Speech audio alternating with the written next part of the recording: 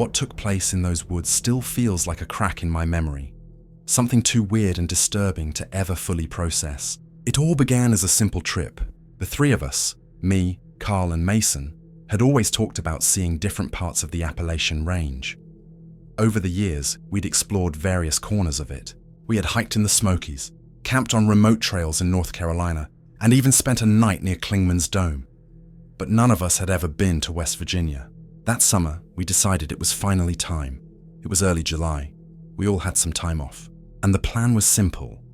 Drive up, hike into a backcountry area we'd researched near the Monongahela National Forest, set up camp by the second day, and stay out there for 3 nights. It wasn't supposed to be anything extreme, just a few friends getting away from work, phones, and the daily grind for a bit.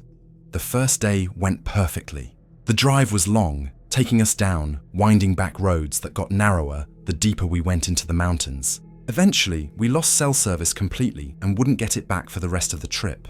That was fine with us. It was part of the reason we were there. The woods out there felt different though. They felt even more remote than other places. Not that the Smokies aren't isolated, because they are, but West Virginia has a different feel.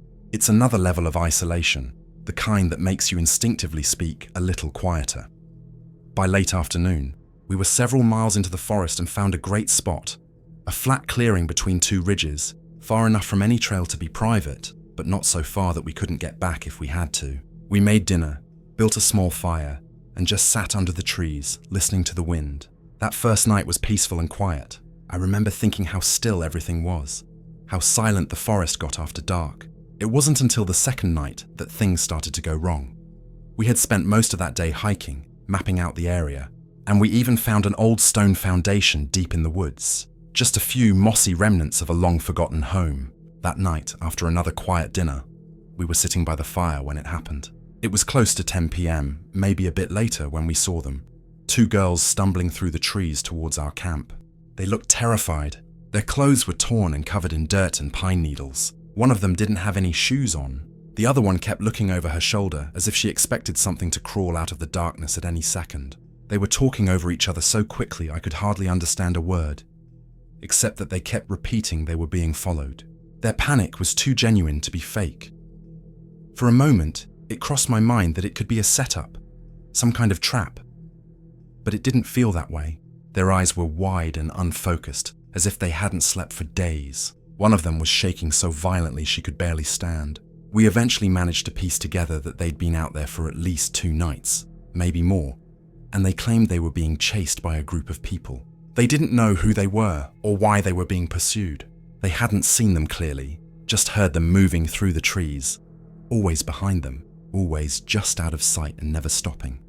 None of it added up, but the fear in their voices was enough to make us hold back on questioning them too much. We all looked at each other and knew, without saying anything, what we had to do.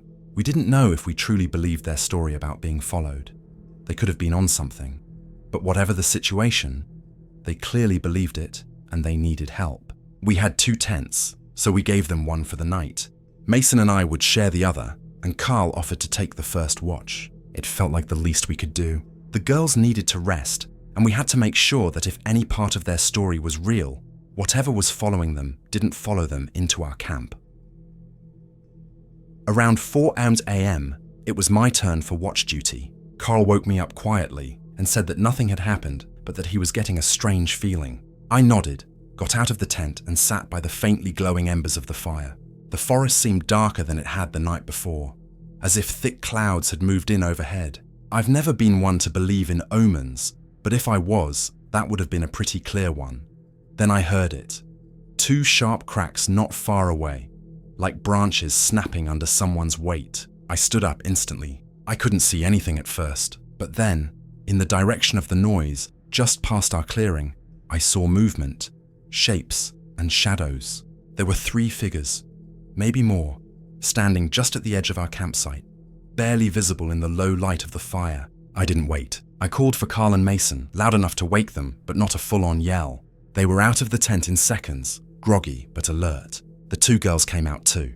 They hadn't been sleeping either, still trapped in that same state of wide-eyed terror.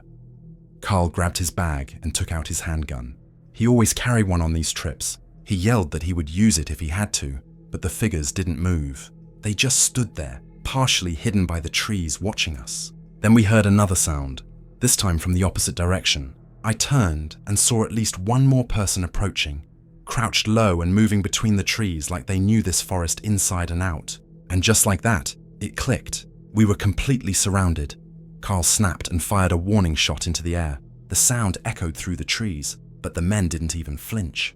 They didn't run or move at all. They just kept standing there. It was as if they truly believed the shot was a bluff. And that's when it hit me. Maybe this had happened before with other people. That thought chilled me to the bone. I turned to the girl nearest to me and asked her what on earth they wanted. She just shook her head and said she didn't know. But she kept repeating that they were strange, dirty, silent, and unnatural. She said they didn't speak or act like normal people, that they moved as if they had never lived anywhere but these woods. I had heard the rumors. Everyone who spends time in the Appalachians has heard stories about people who have gone feral, living off the land, cut off from the world for generations. You grow up thinking it's just folklore, stories told to scare kids or keep tourists on the trail. But in that moment, surrounded by people who didn't seem right, who didn't react to threats or gunfire, I started to believe it. We huddled by the fire until dawn. Nobody slept. We just waited, listening to every sound in the darkness and watching the tree line for any sign of movement. As the sun finally began to rise, we packed everything up as fast as we could and left. We didn't even bother to eat. We just grabbed our gear and got out of there. I tried to see if they were still there. I think they were, but I couldn't be sure. Honestly, I didn't even want to know. I just wanted to leave. The girls came with us, and we all hiked for hours until we finally reached the forest road. We managed to flag down a ranger who drove by around noon. After we explained what had happened, he offered to radio for someone to come pick us up. We never filed a report. None of us wanted to deal with all the questions. The girls didn't even give us their real names. I know it was stupid of us. We should have reported it. But at that moment, we just didn't.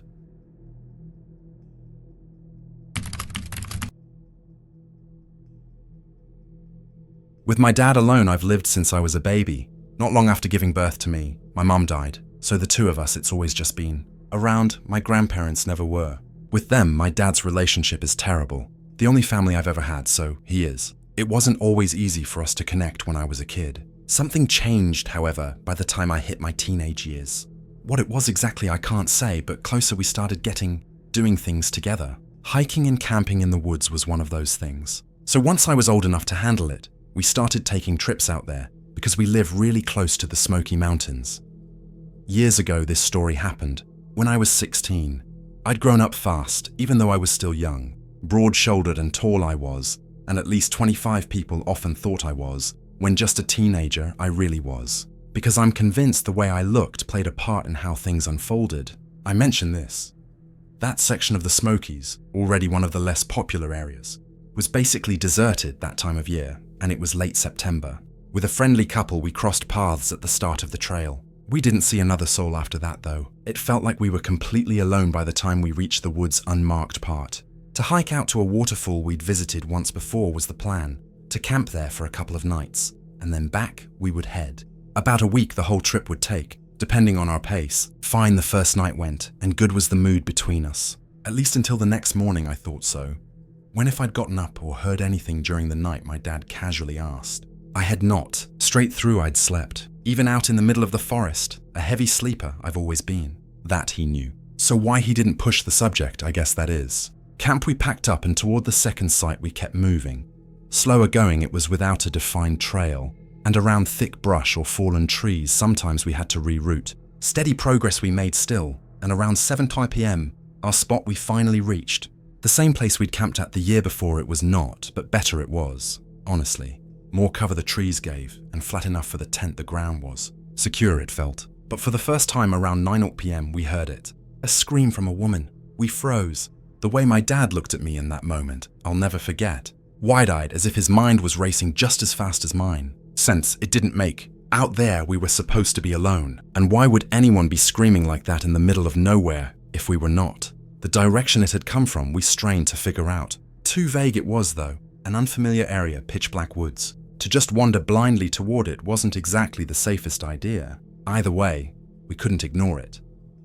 A little ways from camp we got up and walked, just enough so that a better sense of where it was coming from we'd have if she screamed again. Another scream minutes later, this time louder, sharper. To stay behind at camp, my dad turned to me and told me. When he got like that, I knew better than to argue. Unmoving, firm, but stubborn I was too. And alone, there was no way I was letting him go. Like I was going to listen, I nodded. Then before following quietly, I waited until he was far enough ahead. Reckless, I wasn't trying to be. Just 16, I was caught somewhere between refusing to feel like a kid and wanting to prove myself. For what felt like forever, we walked. Against the silence of the woods, every step crunched. Pounding my pulse was, and sticking to my skin, I could feel the cool night air, heavy with the leaves' damp smell. I flinched every time a branch snapped under my boot, certain that the sound would give me away. The shape of a cabin appeared finally through the trees. I could barely make it out from where I hung back, half hidden behind the trunks. Old it looked, in places half collapsed, like for years nobody had lived there. To go inside, my dad didn't try. From the doorway he just called out, his voice cautious but steady. Again she screamed, "That's when!" And in the doorway, a man appeared. Almost instantly then, what looked like a metal pipe he was holding in his hands. My dad I saw hesitate, take one small step back. To feel like he had the upper hand, that was all the man needed. Forward he moved, at first slow, then faster, the pipe raising slightly. What came over me, I don't know. A thick branch on the ground I spotted, and it I grabbed. I ran straight out of the trees toward my dad, heart racing. Bigger than I realized, I must have looked. Tall, broad, 16, gripping that branch like a weapon, wearing a black hoodie. Then spun on his heel, and into the trees bolted. The man froze. How dangerous the whole thing had been. Only then did it hit me. Badly it could have ended, if he'd had a gun, or if there had been more than one of them. Really badly. In a way that scared me, my dad looked at me. He was about to start yelling, I thought. Maybe ground me even until I moved out. His expression softened then. On my shoulder he put his hand and me he simply thanked. Tired he looked. Old he looked. That things would have gone really bad if I hadn't shown up. I think he realized. A woman we found tied up against what looked like the frame of an old fireplace inside the cabin. Shaking, she was terrified, with clearly no idea how she'd even ended up there. With her in the cabin, we stayed until help arrived. Some shelter we had there at least, if the man decided to come back. Noises outside we heard, all through the night. Movement in the brush, twigs snapping. For sure he was back. Maybe armed this time, I thought every time. But with the morning came rescue. To the hospital, the woman was flown by a helicopter, while out of the Smokies we were escorted. To that part of the mountains again, we never went back. The man was never caught as far as I know. What became of the woman either, I don't know. Sometimes my dad and I still hike, but now it's different. That bad things only happen to other people. That feeling we used to have for good, it disappeared that night.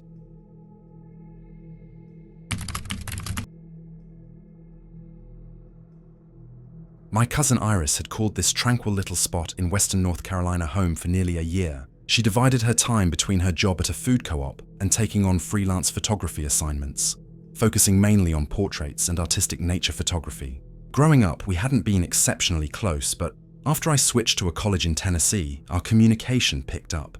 We began texting more frequently, sharing quirky memes and random TikToks. It wasn't deep, but it was a connection. So when she asked me to join her for spring break at a cabin she'd rented through some low-tech off-grid community board, I didn't think twice. I had no significant plans, and the thought of retreating into the woods for a few days seemed delightful. She described it as a nice getaway. No Wi-Fi, no cell service, just books, food, and trees. "It's good for your mind," she said. We hopped into her dented Subaru and drove out together, the music low as the road began to narrow, the pavement giving way to gravel. The last portion wound through a thicket of bare trees and opened up near a small ranger station where we parked the car. Iris mentioned that the cabin was inaccessible by vehicle, so we were required to hike in. The path wasn't officially recognized, missing from maps, devoid of any signs indicating the way. She had located it on a hiker's forum and confirmed the location on Google Earth. Right from the start, something felt off. The trail was overgrown, abandoned, almost as if no one had traversed it in years. Within 10 minutes, we had to climb over 2 fallen trees, and we passed a trail sign that was smashed in half and lying face down in the mud. I questioned her certainty about the trail, but she shrugged. "It's fine." The cabin turned out to be more of a shack. It was a square wooden structure nestled against the side of a hill.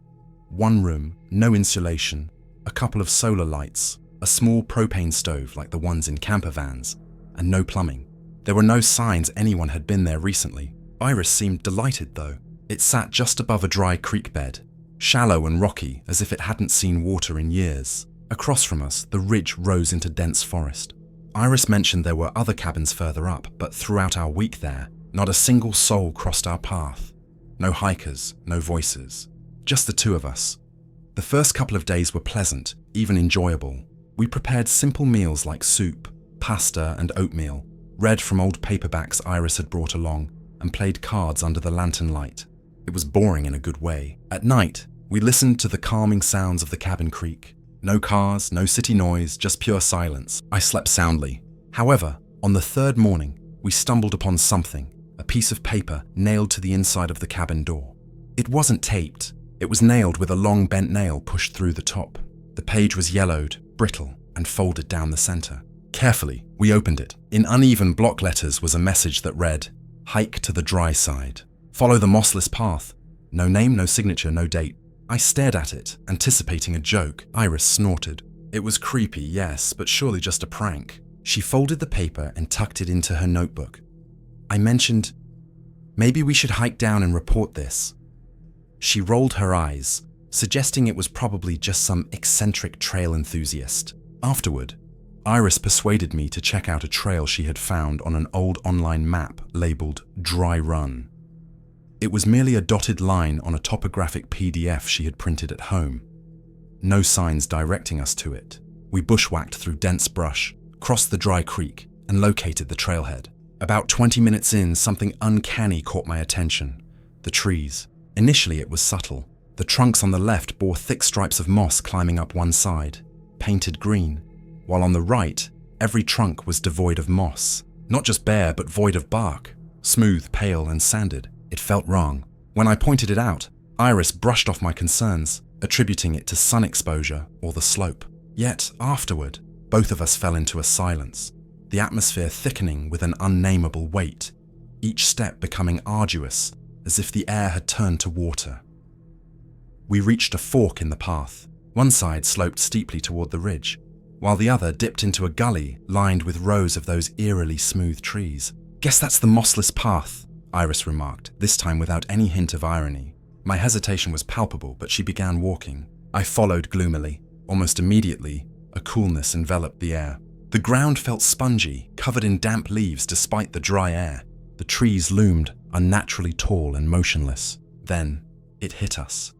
No sound, no wind, no chirping birds, not even the sounds of our footsteps. The forest had absorbed every noise. Iris crouched ahead. "There's tile here." I moved closer to see white ceramic tiles beneath the leaves, cracked, some with scorch marks. A few feet away lay the outline of what appeared to be a foundation.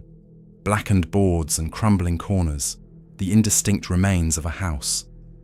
"This was a house," Iris whispered. I nodded. Though my head felt heavy, my mouth was dry and my arms tingled. I crouched lower and nearly stumbled. The ground felt like it wanted to pull me in. Then I spotted it. A small green coat, child-sized, faded, a torn sleeve, a broken zipper, half buried under what might have once been a porch. I instinctively reached for it, but Iris grasped my wrist. "Don't," she said, her hand trembling. When I attempted to touch it, I was startled. Then we heard it. 3 knocks. Not from behind us, not from the trees, but from below. Deep, slow, hollow, deliberate. My body froze. I felt immobilized. My heart raced, but I couldn't move. Iris uttered something, but her voice became a distant murmur. I attempted to stand, but the world tilted, and soon everything faded to black. When I regained consciousness, I found myself lying on the forest floor, dirt in my mouth, my body slicked with sweat. Iris was beside me crying. She explained that I had gone limp, my pulse absent. She had screamed for help, started CPR, and even slapped me until I revived. I didn't remember a single moment of it. Our return was shrouded in silence. I could barely walk, my legs felt like lead. But gradually, as we distanced ourselves from that place, the forest came back to life. Birds returned, and the oppressive pressure lifted. That night, we packed for an early morning hike back to the car. At 4 a.m., we trekked in silence. Just before we left, Iris dashed back inside to retrieve her camera battery. When she emerged, her face was pale. She was clutching the flyer. It had been repinned to the inside of the door with the same message and nail. For a long time, we didn't share our experience with anyone. Months later, in October, Iris sent me a podcast about Appalachian folklore, detailing towns erased from maps, cleared for dams, or lost in mining disasters. Entire communities vanished, one of them called Mosdale, destroyed by fire in 1963, 12 families lost. Locals had tried everything to deter visitors. Rerouted trails, false maps, and warnings nailed to doors. Warnings like, hike to the dry side, follow the mossless path, followed by a chilling addendum, don't stop, don't turn around.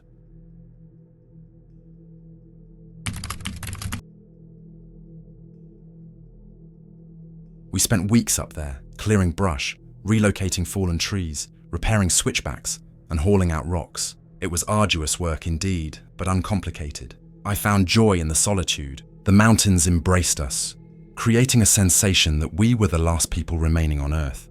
By the third week, we had settled into a routine.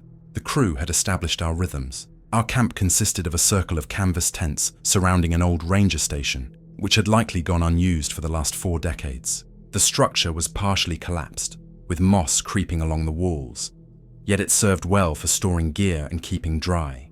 A narrow creek flowed just beyond the edge of our camp, brisk and icy cold, sourced from springs further up the slope. That morning, a local trail courier approached us on foot with a message. A small community a few miles up the ridge, one of those off-grid enclaves that remained reclusive, accused us of sneaking into their yards at night and skinning their goats.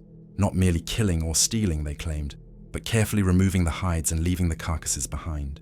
Such allegations weren't unusual in those parts. Livestock goes missing, and anyone nearby usually bears the blame. However, what was peculiar was what a hiker had informed the courier. He had observed families from the settlement carrying bundles down the mountain early that morning. Not visiting relatives, not anything typical, just leaving. To prevent any escalation, our foreman designated 6 of us to investigate. I was among them. We packed our gear, took radios, and set off before dawn. The road we followed was barely more than a narrow, winding trail that climbed steeply, switchback after switchback through thick forest. After nearly an hour of trudging uphill, we emerged into a clearing where the settlement lay. It was small, just over a dozen cabins surrounded by a rough fence of sharpened logs. Everything looked still. No smoke billowed from chimneys. No animals occupied the pens. No children played outside. Just an eerie emptiness, as if everyone had vanished simultaneously. As we stepped into the clearing, the radios on our belts began to act up. Initially, I thought it was just static, but it was more intense than the usual crackle. A low roar built up, followed by voices. Not a single voice, but dozens, overlapping and layered, impossible to comprehend. There was no shouting, just an incessant murmuring that twisted my stomach. The sound filled my ears to the point I had to remove the headset. The others followed suit. One guy threw his radio onto the ground and stomped on it. The noise disappeared as suddenly as it had emerged, leaving an almost deafening silence in its wake. We chose not to speak of it. We continued forward, maybe 20 or 30 yards from the gate when the noise returned. This time, however, we could distinguish words, fragmented phrases, and odd rhythms. One guy remarked that it sounded like Cherokee. Another insisted it was Latin. To me, it recalled the cadence of Russian shortwave radio practice. Nothing we heard made any sense. Whatever it was, it didn't belong. We ultimately ditched the radios for good. Upon reaching the gate, we spotted blood, a long trail smeared across the dirt, as if something had been dragged. Inside the fence, near the center of the settlement, there was a dark pool on the ground, thick and dried, suggesting that something had bled out there and no one had bothered to clean it. Then the shooting began. 3 men burst from one of the cabins, opening fire with rifles. We hit the ground quickly. Splinters flew off the logs beside me. My heart raced so violently I thought it might explode. I ducked behind a collapsed chimney, attempting to catch my breath. One of the shooters rounded the corner, raising his weapon. Without thinking, I pulled the trigger repeatedly. He stumbled back, fell to his knees, and then collapsed, gasping. His blood quickly spread across the dirt. I was frozen, unable to move, staring at him as my hands trembled, listening to the wet rattle in his throat until it ceased. Reinforcements from the ranger station arrived minutes later. The remaining attackers were swiftly subdued. 8 dead, 2 barely alive and bleeding out. None of us from the crew had been injured. Later that day, A couple of neighboring families arrived, accompanied by 4 women from the settlement. They had hidden in a hollow all night, refusing to return until we assured them it was safe. They appeared half-starved and terrified. Through our interpreter, they began to explain. The men from the settlement had been preparing for something, an ambush. They believed they would be rewarded for it. Not a financial reward, but something else. Yet the reason the women had fled was due to an event that occurred the morning prior. At sunrise, they had witnessed something walking up the wagon road. A man, or something resembling one, but without skin. Bare muscles and tendons glistened, devoid of hair or eyes. His jaw hung open, and his entrails spilled from a split down his belly. They described limbs that moved awkwardly, resembling a puppet manipulated by someone unfamiliar with how joints function. His head swayed on his neck, rolling loosely from side to side. His breathing sounded like someone suffocating, wet and laborious, with bubbling gasps. The men from the settlement seized their guns and tools and rushed to confront him. They fired until pieces flew off, but he did not slow down, not even a flinch. When they ran out of ammunition, he extended his arms as if welcoming them and screamed.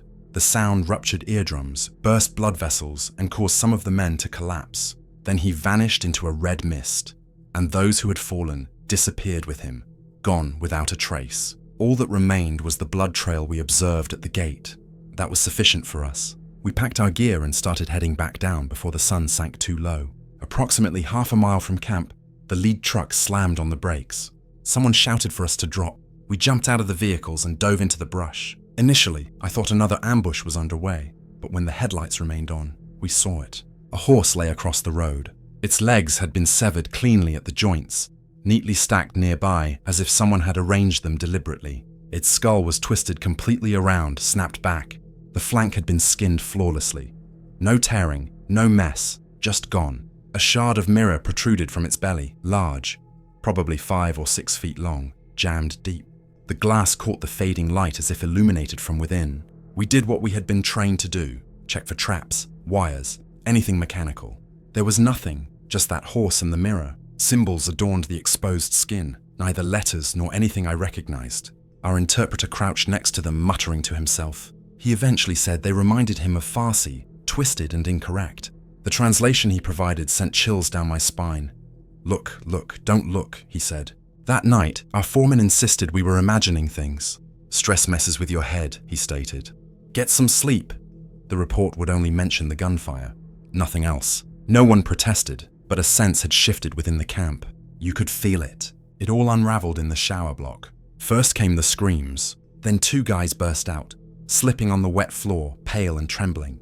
They claimed their reflections bore no skin, just raw muscle and exposed bone. We thought they were joking until more people began to see it. I didn't want to believe it. I tried to dismiss it, but the following morning I stood before the mirror, razor in hand, and caught sight of him. Just a flicker at first, then he materialized. The man without skin, standing behind me in the glass, swaying slightly, his head tilted in an unnatural angle, staring. I dared not turn around. I backed away, hands shaking. There was nothing behind me, yet in the mirror he remained. That was years ago. Since then, I have not kept a single mirror in my home. I pay a barber weekly. Bright fluorescent lights, no reflective surfaces. The last time I tried to shave at home, my daughter walked in. She halted in the doorway, gazing past me. In the mirror, he stood alongside her. She screamed so loudly I dropped the razor. She bolted before I could react. Most of the men from that crew are gone now. One got crushed under a logging truck. Another was buried in a landslide. 2 more ended their own lives. The interpreter and his entire family were discovered dead in their cabin. No suspects, nothing stolen, just gone. When I sat down and calculated the numbers, it struck me. 8 dead, 2 broken, the same as the women had recounted back in that settlement. I seldom speak of this. People dismiss mountain stories as folklore, ghost tales, and campfire nonsense. Yet I know the Appalachians are ancient, older than our maps, older than names. Something dwells deep within those ridges that does not forgive trespass.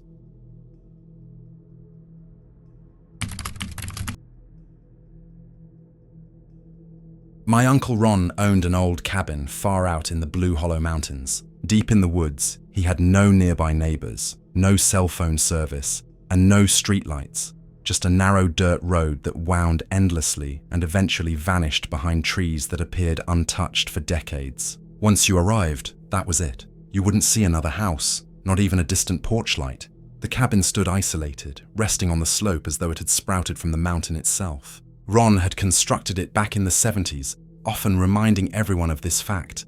It had a quirky charm, 3 levels stacked on each other, as if someone arbitrarily added floors during their spare time. The top level was merely a loft with a tiny bedroom and a wooden balcony. The middle level comprised a kitchen, living room, and another bedroom. And then there was the basement, which was the oddity. Built into the hill, it had a door that opened directly onto the slope. This level was mostly ignored. Ron used it for tools, buckets of paint, spare wood planks, hunting gear, and various clutter that accumulated unnoticed. Nobody slept down there. I spent every summer at the cabin, a family tradition, even though nobody else seemed too thrilled about it. Most days I roamed the trails alone. I'd find ancient stone walls overrun with moss and at times come across the remains of a crumbled chimney, the last trace of a long-gone home. I cherished that aspect, the mystery. But at night, something shifted, not just in the trees but also inside the cabin. It started subtly. The very first time I noticed the oddities, I was already in bed on the main floor. Everyone else had grown silent, and as I laid there half asleep, I heard footsteps, not outside, but inside, slow-paced, like someone circling the room. Not heavy boots, rather soft footsteps, continuous and unperturbed, resembling someone deep in thought while they walked. I sat up, expecting to see Ron walking around. Nothing. The room was empty. It wasn't solely the footsteps. I began to notice other oddities. The water pump would randomly activate, and I could hear the kitchen sink running. Sounds that suggested someone had left the faucet on. I checked, but it was dry. Then there were unsolicited toilet flushes. Once, then twice, late at night while everyone else remained fast asleep. Each time I reported it to Ron, he merely shrugged and said, "Old plumbing does weird stuff." Or perhaps mice were creating more noise than I expected. The thing is, footsteps don't resemble mice, and toilets don't flush themselves. Then there was the loft, boasting this charming little railing, allowing a view down to the living room. Charming during the day, unsettling by night. A few times I caught sight of someone pacing above. Not hurried, just the same slow, methodical movement I had noticed in the bedroom. Always it appeared as a tall figure, wearing a long dress, dark and indistinct. Each time I locked eyes on it, hoping to discern more details. I eventually mustered up the courage to go upstairs for confirmation. But upon reach, I found only the empty loft, still as ever. I tried to convince myself it must have been the lantern light, yet there were no lights shining into the loft. No headlights, no street lamps, just encroaching darkness. There was no way for a shadow to behave like that. Yet, I didn't let it disturb me, at least not too much. Old cabins do strange things. Old wood creaks, lights create illusions, and our minds fill in missing information. However, the bathroom, that was where things got unsettling. It was tucked away from the main area, close to the kitchen. Nothing fancy. A small mirror, aged tiles, and weak water pressure. But it always felt off. Whenever I was alone, I heard sounds inside. Soft voices, barely audible yet discernible enough to catch their tone. Sometimes it sounded like people whispering to one another. Other times akin to a gentle humming, as if a child were amusing themselves. One evening, while I took a shower, the doorknob began rattling, not once, but repeatedly, followed by persistent banging, rattling the frame as if someone were forcibly trying to break in. Even with the latch set from inside, the door suddenly burst open, and I swear, a shriek pierced the air, sharp and high-pitched as if cutting directly through my skull. I dropped the shampoo, slipped on the tiles, and scrambled out, soaking wet and breathless. Ron rushed in upon hearing the commotion. I recounted the entire ordeal, every detail. He did not laugh or accuse me of being overly dramatic. Instead, he gazed at the door for a long moment before mentioning something about wind pressure and faulty latches. But I knew I had locked it. Not long afterwards, my cousin Nate, who was 10 years older than me, moved out. He had been using the basement as his room, but never spoke about it. Once he was gone, I persuaded Ron to let me take over the basement. I thought, my own floor. No one walking past my room. More space, more privacy. Ideal. Although Ron wasn't keen on the idea, claiming the basement was damp and musty, I insisted. Eventually, he relented. I cleaned the basement meticulously. I scrubbed the walls, opened the tiny window for fresh air, hung up new curtains, and painted the walls a soft pale grey blue. I rearranged the old furniture until it felt more like my own. I even grabbed a rug and a lamp from the attic. I wanted to believe this would be a fresh start, that whatever weird energy resided upstairs would remain there. A few days later, I jokingly brought it up to Nate. I half joked and half tested the waters when he gave me an unusual look and said, "Just keep an ear out for the little girl down there. She likes to laugh." I laughed it off, but something about that tone resonated. Too casual to be a simple joke, more like a matter-of-fact statement. I tried to forget about it. Later that weekend, my friend Riley visited. We sat on the basement floor sharing chips, discussing school, music, whatever. When she went to the bathroom and shut the door, she called out after 30 seconds. "Okay, haha, very funny." I glanced at her voice through the door. "What's up?" She opened it, looking spooked. I heard laughing right outside. "That was you, right?" I hadn't moved. She didn't spend the night, claiming the place creeped her out and took off around 9, despite the lengthy drive back. I couldn't blame her. A few days later, I found myself back in the shower in the basement. Just another ordinary night, steam fogging the mirror, water echoing in the small space. Suddenly, I sensed movement right outside the bathroom. Footsteps on the floorboards. "Ron?" No response. Turning off the water and grabbing my robe, I opened the door. There it was again, that laugh, soft and far too close. Then just behind me, a voice sliced through my anxiety, clear enough to send my knees locking into place. "Are you looking for me?" I spun around and there was nothing, nobody. I checked the back door, still firmly shut. I opened it and the alarm began blaring immediately. No one had entered or left. I dashed upstairs, dripping water and trembling so violently I could barely stand. Ron met me at the top of the stairs, looking annoyed about the alarm. But when I recounted every detail, every sound, his expression shifted. He didn't brush it aside. Instead, he warned, "If it makes you that uneasy, don't sleep down there anymore." Later that night, when the cabin was finally quiet again, he shared something else. Years prior, Nate had echoed the same sentiment, that a little girl's voice had spoken to him in the basement. Not a dream, nor a jest, but merely a statement of fact. I couldn't shake it. The next day, I called Nate directly and asked him point blank, "Why did you mention the girl?" There was a pause, then he replied, "I was joking. When you were little, you'd sneak downstairs to laugh at me. I called you the little girl because of that." My stomach dropped. "I never did that," I asserted. "I never ventured down there when you were in the basement." Silence hung between us before he murmured, "Huh, guess I must have remembered wrong." And then he hung up. That's when everything started spinning out of control. I would hear her laughter in the dead of night, sometimes from behind the closet door, other times near the window.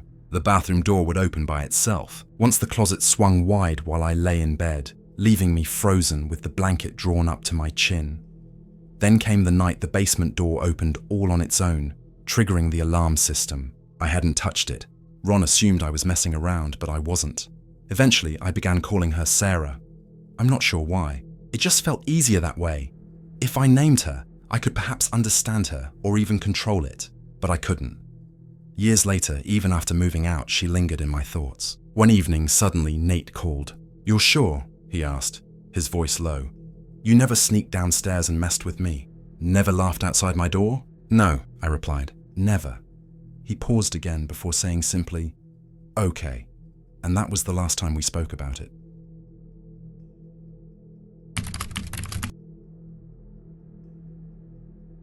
At 17, I began assisting my uncle in managing a few old cabins he owned outside Mercer Ridge, Virginia, along a stretch of forest that felt a few decades behind the rest of the world. He always referred to it as a side gig, but in reality, it served as a long-term excuse to avoid selling off the land. These cabins had been in our family for generations, built when people simply cleared a spot and raised a roof. Some had no power, and a few lacked plumbing entirely. Every Saturday morning, we'd make the drive up in his dusty old truck. He'd toss a thermos of black coffee into the cup holder, jam a cigarette behind his ear as if it were part of his anatomy, while I sat beside him, boots laced, ready for whatever task awaited us. We always had tools rattling around in the back, shovels, pruners, and occasionally a broken weed eater that never worked when we needed it. Most of the work was unremarkable. Clearing brush, cleaning fire pits, refilling propane tanks, that sort of thing. However, as summer reached its peak, the forest began to push back. You could clear a trail one week and return the next to find it already engulfing itself again. Trees leaned in closer, roots crawled out of the ground as if stretching. It never felt eerie, just insistent, like the woods possessed a memory, and didn't take kindly to our rearranging. Yet I enjoyed being there. No cell reception, no highway noises, just birds, insects, and the soft crunch of leaves beneath my boots. It was the kind of silence that amplified your thoughts. After a few weeks, I started bringing my best friend Caleb along. He was 18, tall, and always wore the same tattered baseball cap while showing no fear of dirt or spiders, making him my perfect work partner.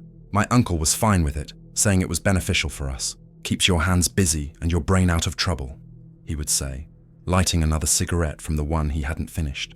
That summer, Caleb and I fell into a rhythm.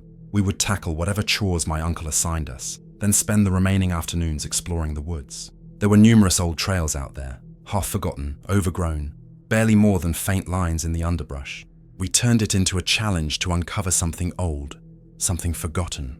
Most of the time, we'd only find junk, glass bottles, rusted tools, the occasional square nail from who knows when. Once we stumbled upon a boot half concealed by a tree, as if the roots were attempting to wear it. Another time, we unearthed a tangled mass of barbed wire coiled around a stone pillar, devoid of any fence, path, or connection, just sitting there like it had been waiting. Yet none of that remained with me the way what we discovered behind Cabin 9 did. Cabin 9 stood apart from the others, further back and deeper into the woods. It had a sagging porch and moss creeping up its siding, with windows that resembled suggestions rather than actual glass. My uncle always reserved that one for last, claiming it was barely standing, but was stubborn. That week, he tasked us with clearing a new path behind it, heading up the ridge toward a fire break he remembered from his childhood. He believed it might connect the cabins to a place we could use for firewood, so Caleb and I armed ourselves with machetes and ventured in. Progress was slow. The laurel and rhododendron were so dense that we had to crouch and slice our way forward, branch by branch. It felt like crawling through a green tunnel. The air grew thick, and the light dimmed to a strange, filtered green that made it difficult to gauge the time. After about 3 hours of sweat, cuts, and whispered curses, we broke through. Just like that, we stood in a clearing. It wasn't large, perhaps 30 feet across, but what made it peculiar was how immaculate it looked. The grass was short, soft, as if someone had been mowing it. Yet there were no tracks, signs of equipment, animal droppings, or trash. Just a smooth, even stretch of green encircled by dense brush. Then we spotted the carvings. Small wooden figures, possibly a foot tall, surrounded the edges of the clearing. Dozens of them, all resembling people, all kneeling with their hands over their faces as if weeping, praying, or hiding. Some were old, cracked and grey with weathering.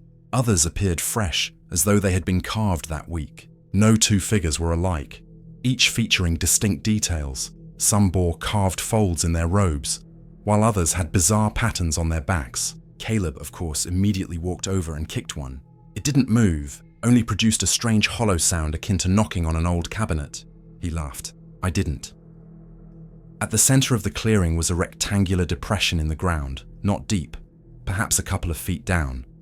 But the grass stopped right at its edge, with no roots, no leaves, just bare dirt. And at one end, a slab of concrete leaned at an angle, half sunken and veiled in vines, resembling a crude headstone. I brushed it off with my sleeve. Beneath the dirt lay carvings, not letters, but symbols, spirals, triangles, shapes that seemed to shift the more I gazed at them. It resembled less of writing and more of diagrams, something technical and calculated. We didn't linger. The atmosphere felt thick, like silence was pushing back. Even Caleb turned quiet on the way out, which was unusual for him. When we returned to the truck, I related our find to my uncle.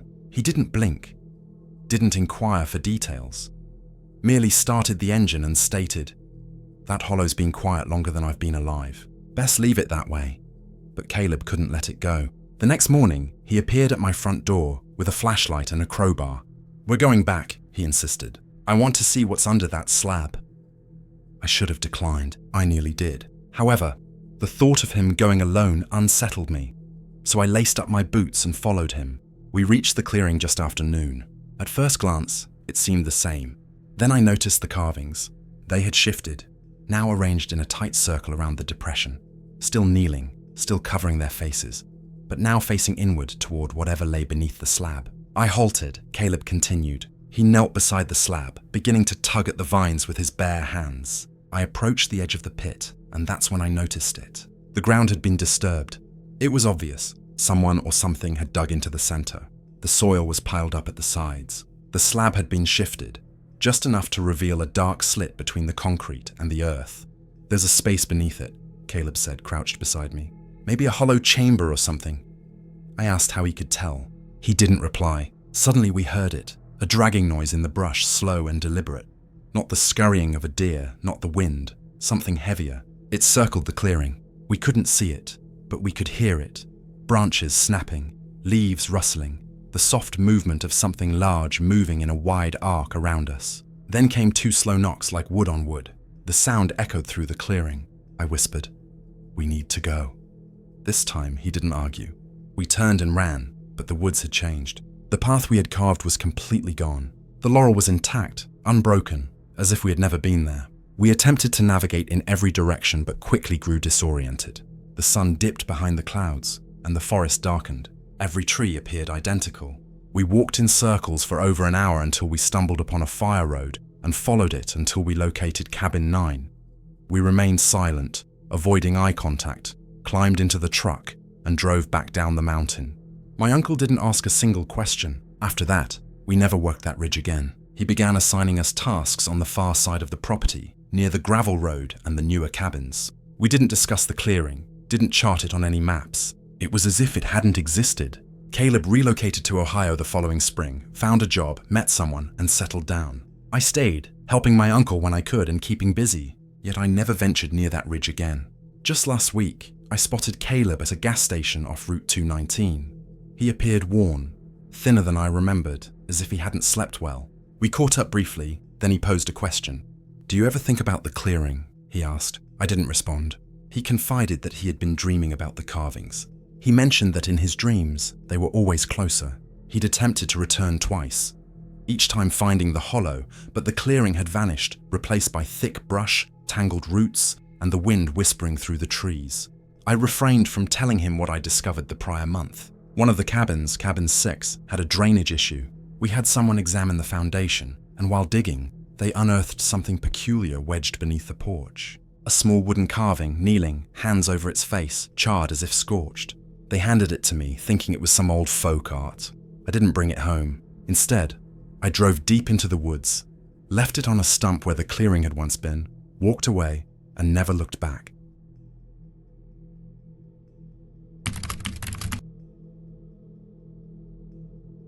A few friends and I had organized a weekend trip to hike a section of the Appalachian Mountains. Not anything extreme, merely enough to feel like we had genuinely escaped. We weren't survivalists or seasoned outdoorsmen, just a group of pals who enjoyed hitting the trails occasionally. We packed light, bringing along only essentials for 2 nights, a couple of tents, trail food, and extra layers. The aim was to keep it simple, effortless, like pushing a reset button. The first day unfolded just as we had envisioned it. We hit the trail in the morning, followed the markers, taking breaks whenever we pleased. The weather cooperated, with no rain in sight, and there were enough uphill stretches for us to feel like we had earned our dinner later. Everything felt normal, no signs of anything amiss, just trees, dirt, laughter, and the occasional sarcastic quip about someone's backpack being heavier than everyone else's. As the sun dipped behind the hills, we discovered a small flat space a little off the trail that seemed suitable for camping. It wasn't an official campsite, but merely a wide patch of leaf-covered earth that didn't seem prone to flooding if the weather turned. We set up the tents, ignited the little stove, and prepared dinner. Packaged noodles, trail mix, jerky, nothing fancy, but it tasted satisfying when you were that hungry. We ate, passed around a contraband bottle one person had stashed in their gear, and sat around joking about how we might freeze to death because nobody had thought to pack an extra tarp. It felt ordinary, better than ordinary. Like the kind of night that ends with someone sharing a silly ghost story, while everyone drifts off to sleep mid-sentence. Then Joel mentioned that he had forgotten the deck of cards. Earlier, we had left behind a few non-essential items during lunch at a spot about a mile back, where he had stashed the cards in a side pocket of his pack. Now he wanted them. He claimed he wanted something to help him unwind, feeling too anxious just sitting around. We all ribbed him a bit for his forgetfulness, but nobody actually told him not to go. We figured it was all fine. Plenty of daylight remained and the trail was familiar. Joel asked if someone would join him, and without much thought, I agreed. I figured it would be safer with 2 of us out there, in case he slipped or ran into trouble. As we began our walk, it grew darker, faster than I expected. The woods felt denser on our return. Even though it was the same path, the trail seemed to narrow, the branches on either side drawing closer. We traveled in silence. Joel wasn't crackling jokes as usual, and I was too focused on avoiding roots in the dim light. As we neared the spot where we had left the gear, Joel slowed, then abruptly halted, staring into the clearing before us, frozen. I inquired what was up, and he shook his head but didn't speak right away. Finally, he flatly declared that he felt strange about this part of the woods at night. He said it gave him a bizarre sensation, as if they were being watched. I laughed, attempting to break the tension, and assured him I would retrieve the cards and be right back. He didn't object, but just as I took a step forward, he whispered, "Don't go near the edge of the ridge." Confused, I turned to look at him, asking why. He hesitated, his expression shifting, like he was about to unearth a secret he had been holding inside all day. "That's where she screams," he muttered. "The burning woman. I saw her last night, just like that." It wasn't a jest or punchline. His voice dropped to a low, clipped whisper, making my stomach twist. After that, he wouldn't make eye contact. I didn't press for more details. I didn't want to know. I reached for the cards and turned around, avoiding a glance toward the ridge. We walked back in silence. By the time we returned to camp, Joel had reverted to his usual demeanor. We gathered around the fire to play a few hands, and not a word was mentioned about his earlier revelation. I refrained from bringing it up. I didn't want the others to think I was getting pulled into one of Joel's unusual moods. Yet throughout our card play, I couldn't shake the haunting visualization of whatever he meant by the burning woman. I kept my gaze on the cards and waited until everyone was ready to sleep. Zipping myself into the tent, I lay down, hoping weariness would help me forget. Initially, I did sleep. At least, I believed I did. But something awoke me. There was no sound, just a disturbance in the atmosphere. Then came the smell. At first, I assumed the fire had flared up. It smelled like burning wood, but there was something thicker, more chemical to it. Confused, I sat up and unzipped the tent flap. Joel was already outside, completely still, staring intensely toward the ridge. I stepped outside to join him, and the air struck me like a wall. That scent, it wasn't just wood, it was hair. Singed, acrid, then it shifted again, to flesh, burning flesh. The odor was so potent I nearly gagged. It took effort to swallow it down, the taste clinging to the back of my throat. I remember wiping my mouth and glancing at Joel, but he remained motionless, just fixed as if waiting for something. Then Marcus stumbled out of his tent, looking disheveled. His shirt was drenched with sweat, his face pale, eyes darting as if he was confused about where he was. I kept hearing it, screaming in my sleep. It wouldn't stop. Hearing those words immobilized me. I hadn't heard anything, only the scent. Silence actively felt profound. I thought my ears were fabricating sounds. Yet, Marcus appeared shattered, as if whatever he had dreamt was draining him. We stood in silence, waiting. And then it happened. A scream sliced through the trees like a knife. High-pitched, raw, human, but not entirely human. It didn't resemble someone seeking help. It was a wail emanating from someone in agony, drawn out in an illogical manner, as if wrenching itself from the body through sheer force. It originated from the ridge, precisely where Joel had said it would. None of us budged. The sound went on longer than I ever thought possible. My ears hummed. My body felt locked. Joel remained unfazed, while Marcus appeared desperate to run, unsure of the direction. I was devoid of breath until the scream finally ceased, only for silence to curtain around us once more, not peaceful, but suffocating, wrapping around us like a predator lying in wait. The rest of the night passed in silence beside the fire. We didn't utter a word. Each of us sat there, absorbed in our thoughts. Occasionally, something moved outside on the porch, slow and methodical, and we didn't dare look. By morning, everything outside seemed mundane again. The woods no longer seemed threatening. The air was cool, and there were no scents or sounds. Yet an intangible change had settled into each of us. We packed up quickly, as if racing against a clock. No one joked, and no one lingered. Each step away from that ridge was like peeling off layers of fear. Yet the haunting feeling persisted, lingering even as we drove back home. Joel and Marcus were both quiet on the way. I think we were all trying to convince ourselves nothing had happened that night. Perhaps we had just been tired or spooked or imagined it. But deep down, I knew we hadn't. Even when I returned home, the scent wouldn't dissipate. I scrubbed everything clean, washed my clothes twice, and took showers until the water turned icy. But it made no difference. The scent returned, bits and pieces of burned hair, charred skin, coming in flashes strong enough to make my stomach churn. That night, I left the lights on. I couldn't sleep. Each time I closed my eyes, I heard that suffocating silence once more. That dreadful, dense silence as I waited again for the scream. I never returned to the Appalachian Mountains after that. One night on that ridge had been more than sufficient.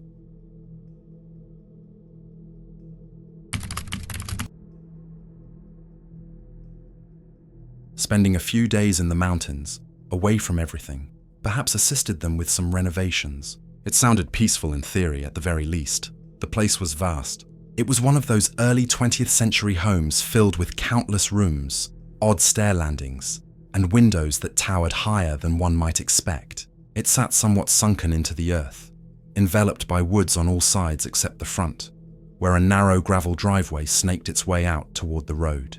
Well, road might be an overstatement. It resembled more of a logging path that someone had partially paved then abandoned. You could drive for 20 minutes in either direction without spotting another house. The nearest gas station was just under an hour away, and it closed at 7. Lib's parents had acquired the keys a couple of months earlier and were living there full-time while undertaking renovations. Her brothers, Devon and Harris, older than us and in their early 20s, were strong and lively, always bickering but nonetheless close. They had been frequenting the place on weekends to aid with the more strenuous tasks. They had already torn out most of the upstairs floors, meaning only a few rooms remained usable, and none of the upstairs ones were available for guests. This left me and Liv on the main floor. She unfolded the sleeper couch for me in the spacious living room and dragged in a cot from one of the empty rooms to sleep beside me. It was genuinely sweet of her, not wanting me to feel alone in that expansive, echoing room with windows on 3 sides. The room was mostly cleared out, aside from a few folding chairs, some unpacked boxes, and a large floor lamp with a broken switch. I remember lying on the pull-out mattress, noticing I could see straight out into the woods, just endless darkness past the window panes. The first night went well, genuinely well. We stayed up late discussing trivial things, mostly high school memories, how peculiar her dad was becoming about renovation plans, and whether the giant metal tub in the basement was original or a potential death trap. Eventually, we fell asleep, and I didn't even recall drifting off. I just woke to the scent of coffee and bacon wafting through the house, like something straight out of a movie. The second night is the one that lingers in my mind. It wasn't a sound that startled me awake. That's the part I still can't quite explain. There were no bangs, no creaks, and no whispers of footsteps. It was merely this sudden jolt, as if my body had jolted itself awake without consulting me first. I blinked in confusion, my mind still foggy, and that's when I saw him. There was a man at the window. At first, my brain struggled to process it.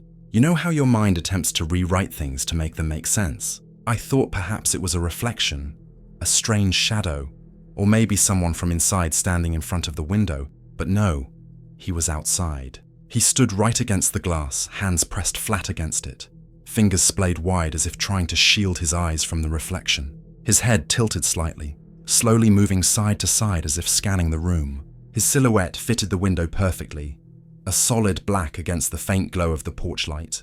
And the most unsettling part, he stood mere inches from Liv, who was peacefully asleep, curled up on her side facing that window, completely oblivious that this man, this shape, was merely standing there, watching. I couldn't move. It felt as if my entire body had been vacuum sealed into the mattress. I attempted to breathe quietly, which somehow made everything louder. The only detail I could genuinely discern was his outline. No features, no color. Just the unmistakable shape of someone who had no reason to be there. Then I felt it. The moment he turned his gaze toward me, it wasn't visual. I didn't see his eyes or anything. Every part of me knew that he had turned to face me, despite everything remaining still. My skin crawled. You know that instinct when your body warns you that something is off before your mind catches up? That sensation, and then he disappeared, just gone. Not as if he walked away or stepped back. He wasn't there anymore. I barely had time to process the relief when something caught my attention to the left. One of the side windows. Movement. The same man. Same posture. Still watching. Still searching. He was circling the house. My mind screamed at me to do something. I slid off the mattress as quietly as possible and crouched low behind the wide doorway leading into the hall. My knees felt like they might buckle. I could barely maintain my balance. Then he was back, right at that window now. His head snapped toward the doorway where I was hiding. This time, it was blatant. He saw me. His head turned so quickly it couldn't be anything else. He knew precisely where I was. I didn't think. I just ran up the stairs 2 at a time, almost slipping. I grasped the railing with both hands and crashed into Liv's parents' door so forcefully it swung open before I could even knock. "Someone's outside," I blurted. He was at the window. He was watching us. Her dad didn't hesitate for an instant. He leaped out of bed, seized the thick walking stick he kept by the dresser, and was already halfway to the stairs when Devon and Harris appeared, one wielding a hammer and the other a crowbar. I barely had time to explain again before they flew down the stairs and burst out the front door. Liv stumbled in behind me, rubbing her eyes and bewildered. Her mom attempted to calm me down, but her voice sounded tight and shaky. She kept glancing at the windows as if reluctant to admit she believed me, yet I could tell she did. We stood in silence, waiting, tense. When they returned, they reported that the yard was empty. They had checked all the way around the house, even the shed and the driveway. Nothing. No broken twigs, no tracks in the gravel, no evidence that anyone had ever been there. Her mom attempted to downplay it. "Could have been a hunter," she offered, trying to sound casual. "Maybe he was lost, looking for assistance." But her voice wavered slightly, and no one laughed. None of us truly slept that night. We switched off the lights, yet nobody wanted to be the first to close their eyes. Even the faintest sound made someone sit up. By morning, the entire house felt burdened with exhaustion. Her dad downplayed it, of course. If someone genuinely wanted to break in, he stated over coffee, they would have tried. Yet none of us believed that made it any better. The entire day we huddled close to the house. Even Devon and Harris, who usually couldn't wait to scale rocks or frolic in the woods, lingered around the porch, feigning repairs on an unbroken railing. The morning I was set to leave, I dawdled while packing. Something still felt off, as though I was forgetting something or that something essential remained unresolved in the air. Liv's mom prepared a substantial breakfast, pancakes, eggs, the whole spread. She claimed it was for the road, but I suspected it was more for comfort. My mum had arrived that morning to pick me up, waiting in her car parked just past the bend in the gravel driveway, where the trees thinned. I hugged everyone, expressed my gratitude, conducted the usual polite goodbyes. I was halfway down the walkway when it occurred. The horn, 2 long honks followed by a short one, loud and urgent. I froze. My mum had her quirks, yet she never laid on the horn unless something was seriously amiss. I bolted. As I rounded the bend, I spotted the car sitting there completely still. Engine off, door shut. Except for one. The back passenger door was wide open. My heart leapt. I sprinted the rest of the way. My mom was hunched over the steering wheel. "Mom!" I shouted, yanking the driver's side door open. She didn't respond. She was breathing but limp, eyes shut, head down. I shook her. Nothing. I screamed back toward the house for help. Within seconds, Liv's dad and the boys came barreling down the drive. We pulled her out of the car and carried her back to the house. She regained consciousness about a minute later, gasping as if she had just surfaced from underwater, entirely disoriented. She had no recollection of how she got into the car or of pressing the horn. When we told her, she looked embarrassed, trying to dismiss it, claiming it was probably just fatigue. "I didn't eat this morning. Must have fainted," she explained. But then, she lifted her wrist to check the time, and her watch had stopped. The hands were frozen exactly at the moment the horn first blared. We gawked at it in silence. No one uttered a word, yet I believe we all felt it, that shift in the atmosphere, as if something had brushed by us. Hours later, as we finally drove away along the winding, narrow roads, I glanced back once more. The second hand was ticking again, moving as if nothing had ever happened.